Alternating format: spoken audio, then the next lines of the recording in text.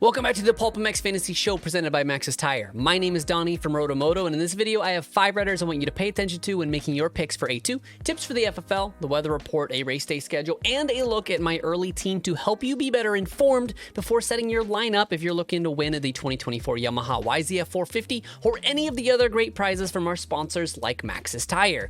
You know Maxxis Tire. You know their MXST tire designed by the king of Supercross and my all-time favorite rider, Jeremy McGrath. It is the newest and most advanced tire on the Maxxis MX lineup, featuring an all-new tread pattern, compound, and composition to provide the stability, predictability, and traction that the upper tiers of motocross demand. Available at your local retailer and also at motosport.com. Ins and outs for Anaheim 2 stay mostly the same. No new injury report this week. However, privateer Tristan Lane was a last-minute scratch in San Diego, and if he's able to pass the concussion protocol from Alpine Stars, he should be lining back up this weekend. It is nothing that will keep him out of the race, but it is worth noting that Adam Cianciarulo revealed this week that he has a small break in his finger that is holding him back a bit, so plan accordingly there. All right, on to your picks. As always, I have 3 riders I want you to target this weekend, 1 to avoid, and a high handicapper for you gamblers out there. Last weekend, I had this guy as my 250 All-Star, but he didn't get a lot of pick trend, so he's back up again, and that is RJ Hampshire. After 2 off weekends, RJ's handicap has ballooned to a 3,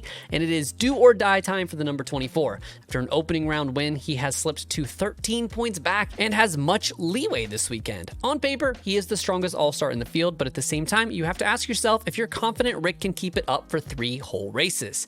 If you're like me, you're on the good side of the filth, and the lead pipe lock this week is Phil Nicoletti. The 36 has gone DNS, 4th DNF, with a mechanical in both of those, but comes in with a 4 handicap to show for it. Shorter races will favor Phil starts, coupled with his veteran mindset. Thankfully, we will get 2 bikes through tech for the weekend in case anything wonky goes down. 450 side, I don't think it is a great idea to pick Aaron Plessinger. AP is the talk of the town and for good measure, but with so many others struggling behind him, it is hard to see value in his 2 handicap. He has only 1 podium finish, mind you, and he is not known as a starter. I think it is worth leaving him to prove himself in 3 full gate drops and go from there next week.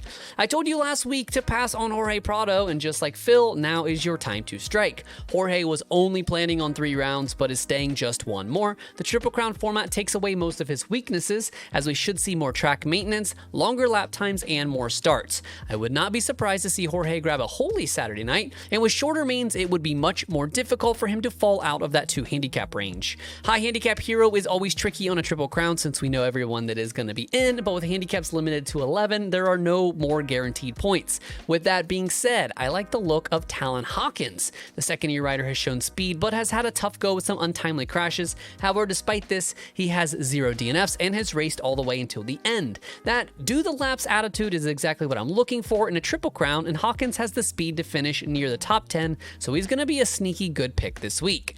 250 FFL is still a mess, but you get 3 tries. I think Beaumer is the best pure starter in the class, but it is almost a full lap to the finish. Flip a coin between RJ and Jordan, but with RJ having something to prove, I think he gets the edge here. 450 side, I really like Kenny. He has the best average gate pick and 2 hole shots on the old RMZ. However, I think the entire sport would be shocked if Jet doesn't get at least 1 this weekend, so go with your gut.